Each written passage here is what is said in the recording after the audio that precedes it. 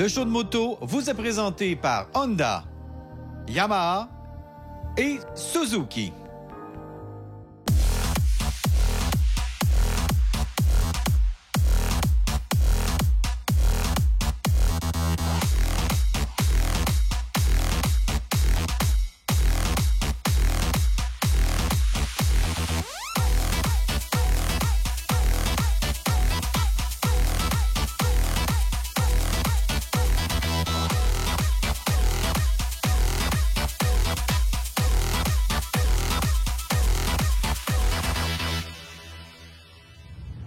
Bonjour tout le monde, bienvenue au show de moto. On a une toute nouvelle saison à vous présenter cette année et évidemment, il y aura peut-être un peu moins de voyages, crise du COVID oblige, mais on a des essais de moto, on a des nouveaux chroniqueurs qui vont venir nous parler, toutes sortes de produits de moto. Alors, il y en a pour tous les goûts.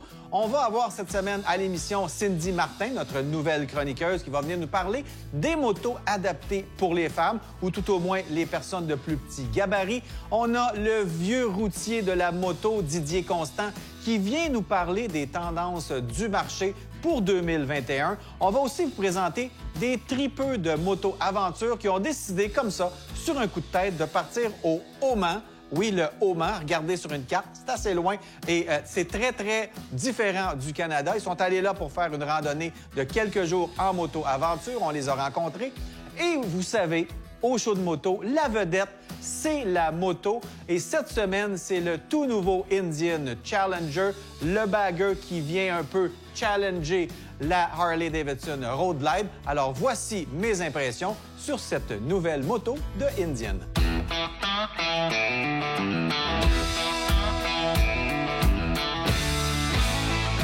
Cette semaine, au show de moto, on vous présente la Indian Challenger qui veut être vraiment la Challenger de la Road Glide chez Harley-Davidson. Alors, qu'est-ce que c'est que la Challenger? Bien, c'est un bagger traditionnel, mais avec la performance en tête. On a un gros moteur qui tire fort, qui tire un peu plus même que le Road Glide. On voulait vraiment avoir un face-à-face avec la Road Glide, avec son fairing à l'avant qui n'est pas monté sur le guidon, mais qui est monté sur le châssis, de sorte que ça fait une direction beaucoup plus légère que sur les Street Glide, par exemple, chez Harley-Davidson. Alors, on a une moto qui est de performance, qui est relativement agile pour une moto de 800 quelques livres.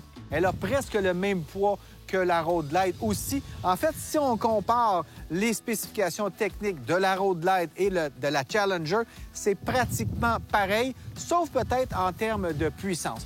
Ensuite, au niveau de la conduite, c'est vraiment confortable, c'est le fun à conduire. C'est une grosse moto. On a vraiment l'impression d'être bien protégé des éléments. On a le goût de partir faire le tour des États-Unis.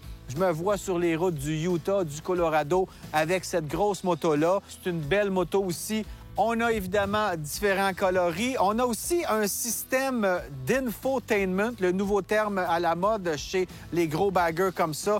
Donc, toutes les informations possibles et imaginables, la pression des pneus. On a le GPS là-dedans. On a un gros système de son. Par contre, la meilleure façon d'écouter de la musique sans trop déranger les gens autour, c'est toujours avec des haut-parleurs dans le casque plutôt que là-dessus. On a un look qu'on aime ou qu'on n'aime pas, c'est selon. Moi, j'ai encore une petite préférence pour la Road Glide au niveau du look, mais au niveau de la performance, là-dessus, on est quand même ailleurs. Est-ce que c'est vraiment ça qu'on cherche quand on s'achète un bagger? Peut-être pas pour tout le monde, mais si on en a besoin, si on a envie de s'amuser, bien, on a de la puissance en masse sur cette Challenger-là.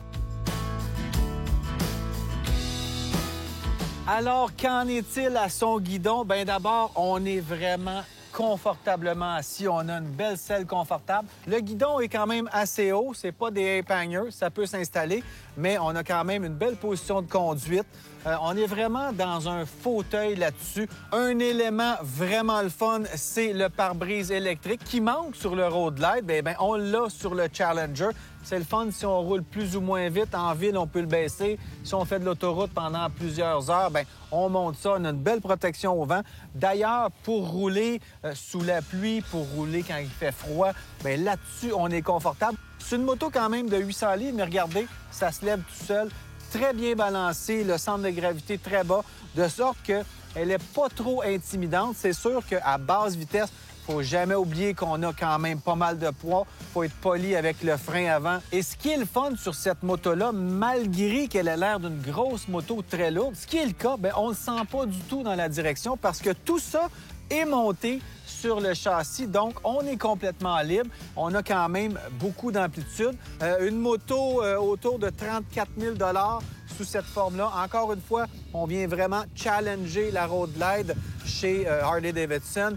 Mais on a une belle finition, on a des beaux graphiques, on a une belle peinture. Alors, c'est vraiment un face-à-face avec la Road Glide. Honnêtement, si j'avais à choisir entre les deux, je ne sais même pas encore aujourd'hui, après les avoir roulés séparément pendant une semaine chacune, j'ai aucune idée laquelle je choisirais.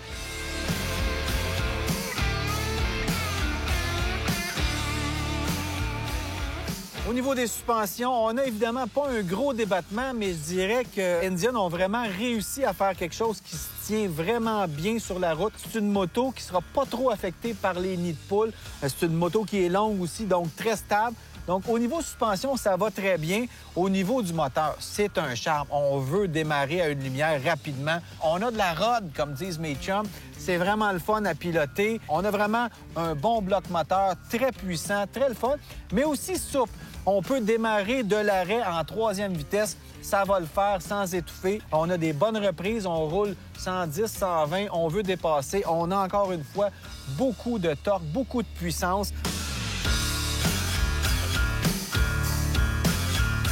Alors, c'est très intéressant de voir ce que Indian fait en termes de marketing. On est d'abord parti avec les valeurs sûres Indian, avec la Chieftain, avec les Roadmaster, donc des motos classiques, ce à quoi on s'attendait d'une Indian. Ensuite, on est arrivé avec la Scout, question de vendre un peu plus de motos, d'en mettre plus sur la route. On a aussi la FTR, un tracker qui sortait un peu de nulle part pour Indian. Et là, on arrive avec la Challenger qui vient challenger le gros compétiteur Harley-Davidson avec sa Road Glide, une moto très populaire là-bas. Mais aussi, on retrouve dans ces motos plus modernes-là, le Scout, le FTR, le Challenger, un peu l'esprit de les Victory. Au guidon de cette moto-là, j'ai un peu parfois pensé à la tenue de route du Victory Vision. Donc, une grosse moto qui était vraiment énorme, mais qui se pilotait comme un charme.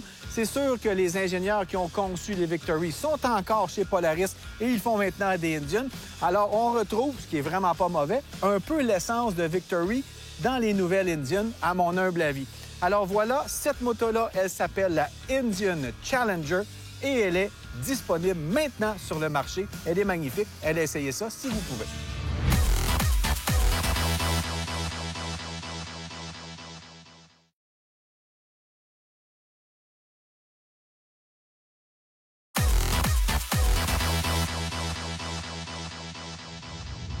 Qui dit nouvelle saison, dit parfois nouveau chroniqueur, nouvelle chroniqueuse. On a Cindy Martin de Chicks and Machines qui nous rejoint cette saison. On va te voir tout au long de la saison. Bienvenue. Bien contente, c'est le fun merci de t'avoir avec nous. Et là, comme premier challenge, j'ai dit, peux-tu me préparer une chronique sur les motos adaptées pour les femmes? Et tout de go, elle m'a dit, ça n'existe pas, Éric. Donc, déjà, elle me contredit en partant. Ça va bien. Ça part bien, hein? C'est le fun. Mais pourquoi tu dis ça? Parce que il y a des motos adaptées pour ce que tu veux faire, pour tes besoins, pour ta taille, ton gabarit, et pas pour ce que tu as dans tes culottes. Donc, donc cette chronique-là est bonne pour les gars ou pour les filles qui ont un plus petit gabarit. OK. Donc, qu'est-ce qu'il faut regarder, tu penses? Quand Premièrement... on est une femme, parce que souvent, il y a des filles qui me disent « Éric, je me cherche une moto, je touche pas en terre, je veux être confortable, je veux toucher à terre. » C'est ça. Bien, qui dit petit... Bien, pour les femmes, on va le dire, on est souvent plus petite, un peu moins forte physiquement que les hommes. Puis un petit gabarit, ça commence en bas de 5 et 6. OK. Ça, c'est là que la cote se fait. C'est ça. Mais 5 et 7, sensez-vous quand même concerner, là, parce que tu ne deviens pas comme vraiment gras à 5 et 7 tout d'un coup. Ce qu'on peut regarder, c'est vraiment, bon, premièrement, évidemment, la taille de la moto. Hein? Surtout quand on commence, on veut pouvoir au moins poser les orteils bien à plat, idéalement les pieds. Donc... Même si c'est pas une nécessité. Les nouveaux motocyclistes, souvent, disent « Moi, je veux vraiment sentir tout tout mon talon par terre, mais c'est pas nécessaire parce que souvent, tu donnes du gaz, ça avance. T'as pas besoin de toucher à terre tout le temps. Mais c'est peut-être une façon de penser qu'on n'est pas habitué, on n'est pas confiant. Oui, c'est ça. C'est comme je dis, quand on débute, souvent les gens vont vouloir vraiment toucher à terre. Après ça, c'est une question de goût aussi puis de type de conduite, là. Mais c'est ça. Donc, on regarde ça, la grandeur. Ensuite, on peut regarder la largeur de la selle parce que plus la selle est large, bien, plus évidemment, on est écarté, plus les jambes raccourcissent. Oui. Donc, aussi, de regarder au niveau du poids.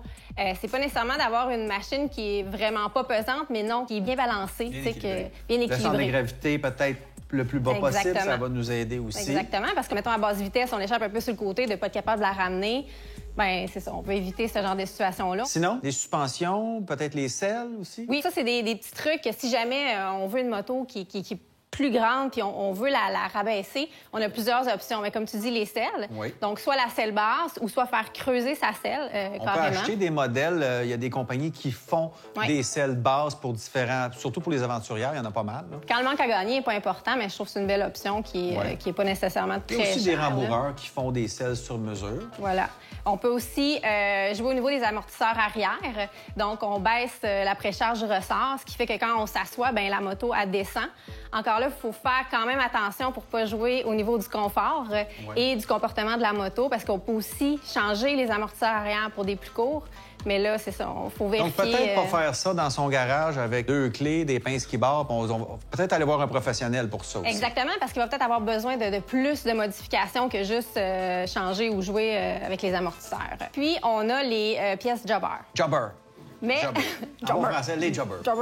Mais il faut faire attention parce que ça peut annuler la garantie. Oui. Fait qu'il faut vérifier avec notre fabricant parce que quand on joue là-dedans, puis encore là, il faut que ça soit bien fait. Sinon, c'est ça. Ça peut jouer avec, encore une fois, confort et comportement. Donc, il y a différents modèles là, que tu as regardé un peu le marché. Tu parlais de Kawasaki, je pense, la Vulcan, tu m'as parlé? Oui. Okay. Moi, j'ai une amie, elle fait 5 et 1 et elle adore sa moto. Elle touche bien à terre, elle est maniable, pas trop pesante, elle est super confortable avec. Bien évidemment, les motos custom, ils ont peut-être plus de choix là-dedans parce que c'est plus bas souvent. Le choix dans les customs est plus élevé au niveau des motos plus basses. OK. Sinon, 2-3 modèles que tu aurais en tête? Dans le custom, il y a la Indian Scout, il y a la Street Bob dans Harley. Okay. Donc, Harley aussi sont réputés pour faire des motos quand même assez basses. Effectivement, moins de débattement de suspension, mais bon, on gagne quand même... c'est plus bas, ça va aider. Dans les motos aventurières, as-tu réussi à trouver une moto qui pourrait faire l'affaire? Oui, Triumph font la Tiger XRX Low, justement, avec le kit de rabaissement. Oui, c'est ça, le kit de rabaissement directement. Moi, j'ai une V-Strom. Quand je l'ai essayé... Le 650. Le 650, oui, c'est ça. Quand je l'ai essayé, j'étais un peu sur la pointe des pieds. J'ai fait mettre une selle plus basse, un kit de rabaissement aussi, puis pour moi, ça fait vraiment le travail. Là. OK. Sinon, Honda, les CB, peut-être? Ah oui, c'est souvent ce qu'ils utilisent dans les formations. Ouais. Donc, c'est une belle option parce qu'elle s'ajuste... Même la Rebelle, on oublie la Rebelle. C'est vrai, la Rebelle. La 300, je pense qu'ils l'ont discontinué, mais il y a la 500. J'ai pas vu la nouvelle qui ont sorti, la 1100, mais c'est des motos quand même assez basses. Assez basses, effectivement. Parfait. Bien voilà, c'est terminé. Merci Cindy, ça a bien été. Merci. Première chronique, le baptême est fait. On va te revoir tout au long de la saison. On va peut-être rabaisser la table un petit peu pour ton gabarit. Oui. Parfait. Merci Cindy. Merci à toi.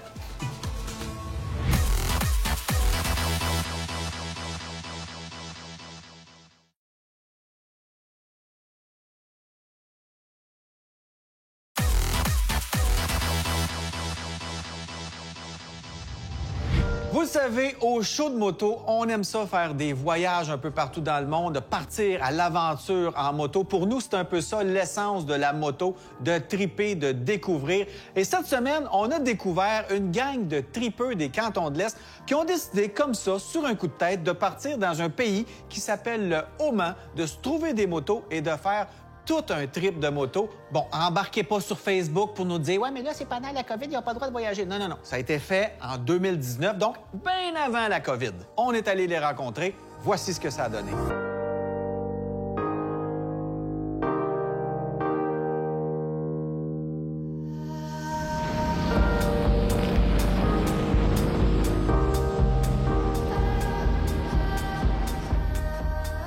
L'idée d'aller au Oman est assez curieuse. On a tendance à se trouver des destinations voyages qui sont peu communes. On aime moins aller à des endroits qui sont plus touristiques. L'année d'avant, on avait fait un voyage en Afrique. On a accompagné à piqûre, fait qu'on s'est dit on continue ça toute notre vie, c'est ça notre plan. Je sais pas si ça va durer. Puis là, on cherchait de quoi de nouveau, là, de différent. Guillaume il avait été en Asie. Moi, j'avais été aux États-Unis. On avait regardé pour l'Amérique du Sud un peu, mais il y a beaucoup de monde qui sont allés. On voulait aller de quoi de... On était comme des pionniers, on essayait de trouver de quoi de nouveau, là. On aime ça aller à un endroit où c'est plus difficile d'accès, où les hôtels sont moins communs, où la langue, c'est plus difficile à se comprendre avec les gens qui sont là. Fait qu'on s'est dit, on va regarder au Moyen-Orient. Le Oman, par pur hasard, c'est sorti sur Internet. On a fait des recherches, puis on a trouvé des motos qui étaient disponibles là. Fait qu'on s'est pas posé plus de questions que ça. On a décidé de sauter là-dedans, puis on a été surpris du pays parce qu'on n'avait aucune idée dans quoi on s'embarquait initialement.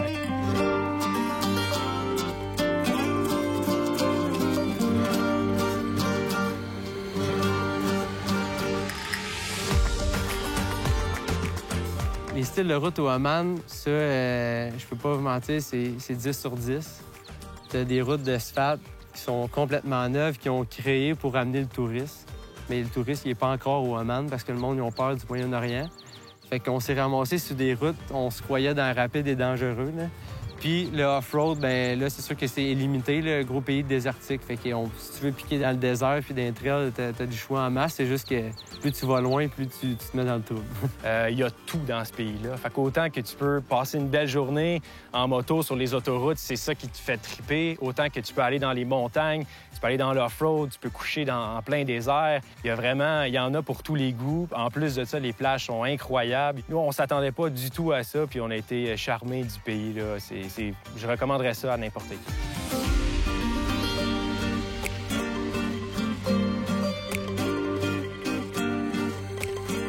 On n'avait pas beaucoup d'appréhension face au Oman. On n'avait absolument aucune notion du pays. On savait pratiquement pas quelle langue ils parlaient. C'est vraiment environ un mois ou deux avant de partir qu'on s'est mis à se dire, bon, mais on va aller où au Oman? Qu'est-ce qu'on va faire là-bas? On voulait pas faire un trip trop touristique, de suivre un guide. On voulait vraiment décider d'où c'est qu'on allait aller. Fait que c'est sûr que là, le pays, lui, avait des belles montagnes, des belles routes. Ça, c'était parfait. Étrangement, on a tendance à jamais se préparer pour un voyage. On a la prétention de dire que c'est quand ça va mal que c'est intéressant. Quand tu es en train de conduire ta moto, des fois, tu dis « Oh boy, là, faudrait pas qu'il y ait un bris mécanique, faudrait pas que j'aie un accident, faudrait pas que j'aie un flat. » Finalement, ça arrive, puis ça crée probablement une des meilleures histoires du voyage. Le côté mécanique, on a eu plusieurs défis dans notre dernier voyage. On s'est dit au Oman, on va essayer d'être plus préparés. Fait qu'on avait comme des kits de flat, des compresseurs avec nous autres, des bougies, de l'huile. D'avoir un itinéraire fixe, on s'est rendu compte que c'est pas non plus une bonne chose parce qu'en une journée, tu peux faire 120 km, puis ça te prenne 12 heures. Tu peux faire une journée, tu peux faire 500 km en 6 heures. Fait que d'avoir un itinéraire, d'avoir des plans, ça n'a jamais été quelque chose qu'on prenait en considération avant de partir en voyage. Comment que ça fonctionnait, notre journée typique, là? On en regardait premièrement c'est où qu'on pourrait coucher. On avait environ 5-6 points dans tout l'itinéraire qu'on voulait absolument voir. Puis le chemin entre les deux, on décidait au jour le jour. La seule préparation qu'on avait en allant au Oman, c'était de survivre en plein désert pendant 2-3 jours. Donc, toujours amener beaucoup d'eau. On avait des rations de nourriture sèche. Donc, avec un petit peu d'eau, on peut facilement manger. Fait que notre préparation était plus au niveau de l'équipement puis de la nourriture en cas de détresse, plus que notre itinéraire puis ce qu'on avait à accomplir dans le voyage. On vous l'avait-tu dit que c'est des tripeux? Non, mais quelle aventure extraordinaire. D'ailleurs, on va refaire un bout de chemin avec eux dans les prochaines semaines. Ils vont nous parler d'un voyage en Afrique qu'ils ont fait l'année passée. Donc, on revient là-dessus. D'ailleurs, si vous avez des voyages que vous avez faits ou que vous voulez nous proposer, faites-nous signe via notre page Facebook. On est très actifs là-dessus. Venez voir aussi d'autres reportages qu'on fait que pour notre page Facebook. Alors voilà, je vous laisse aller voir ça pendant la pause et on se revoit tout de suite après.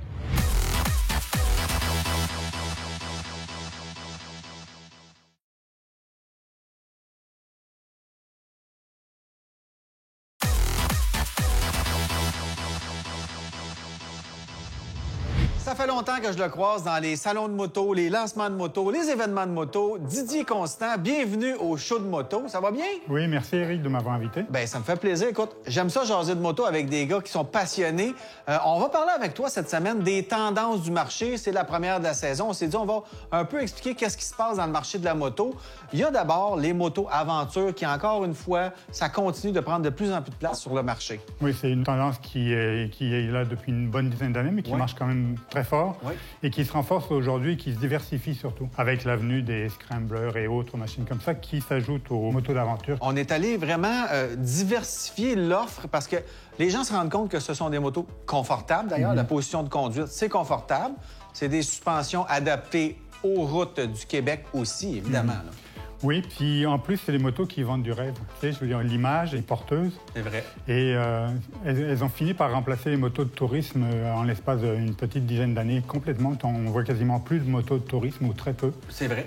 Et on voit des motos d'aventure partout, mais elles prennent des formes différentes au fil des années. Il y a une autre chose dont on me parle souvent. Moi, les gens me disent les motos électriques, qu'est-ce que tu en penses? Ça s'en vient. On a vu la LiveWire. On en a parlé à l'émission d'ailleurs. On est allé l'essayer. C'est convaincant. Ça va bien.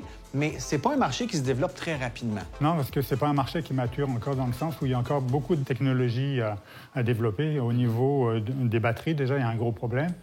Par contre, il y a une annonce qui a été faite cette semaine par Honda, Yamaha, le groupe Piaggio puis le groupe KTM. Ils se sont associés pour mettre au point dans les années à venir des batteries qui vont être interchangeables entre les marques.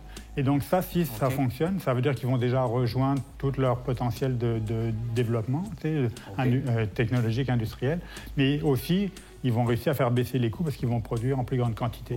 Mais les problèmes de la moto électrique, c'est d'abord, c'est l'autonomie. Ça prend une pile, ça prend de la place, c'est lourd. Et puis aussi le coût. Quand on voit le coût de remplacement des batteries électriques, c'est énorme. Donc si cette association-là fonctionne, on va peut-être réussir à résoudre 3 ou 4 problèmes d'un coup au niveau de l'électrique. Ça serait bon parce que pour l'avoir essayé, le LiveWire, c'est super amusant de rouler ça. On n'a pas de bruit, on se déplace dans l'air vraiment en toute quiétude. C'est le fun.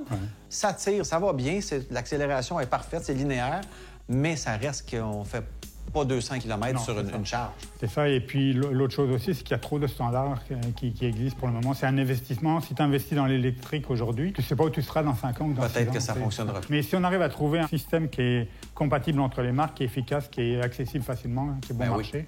L'autre chose aussi au niveau de l'électrique, c'est que, par contre, tu vois, on met beaucoup l'accent sur l'électrique aujourd'hui, plus en termes d'écologie qu'en termes de conduite, sauf qu'en termes de conduite, que ça soit électrique, que ça soit à hydrogène ou que ça soit à essence, ce qu'on recherche, c'est le plaisir de conduite. Et avec une moto électrique, on l'a. Clairement. Et à long terme, je pense qu'il va falloir développer un parc qui est multi-énergie. Ça veut dire qu'il va y avoir des énergies thermiques, électriques et d'autres à développer. Il ne faudrait pas faire l'erreur, encore une fois, revenir à un mode unique. Un seul mode. Un seul, c'est ça. D'accord. Ben, écoute, on va avoir l'occasion de s'en reparler. On va peut-être avoir l'occasion de rouler. Est-ce que tu roules un peu? Est-ce que tu as le temps? Oui, je roule beaucoup. Au point, on en parlait tout à l'heure, j'ai pas le temps ou l'occasion de m'acheter une moto parce que j'en ai tellement à rouler que ça marche pas. C'est dur ta vie. C'est dur. Écoute, merci Didier. On va avoir l'occasion de s'en reparler. Merci. Eh bien voilà, c'est ici que nos chemins se séparent. J'espère que l'émission vous a plu. J'espère surtout que ça vous a donné le goût d'embarquer sur votre moto ou peut-être d'aller vous en procurer une. Si vous sortez à moto, rappelez-vous qu'en début de saison, les routes ne sont pas nettoyées. Il y a du sable, ça peut être dangereux. Et il y a aussi les automobilistes qui ne sont pas encore habitués à notre présence sur la route. Alors, tenez-en compte dans vos déplacements et on se revoit la semaine prochaine.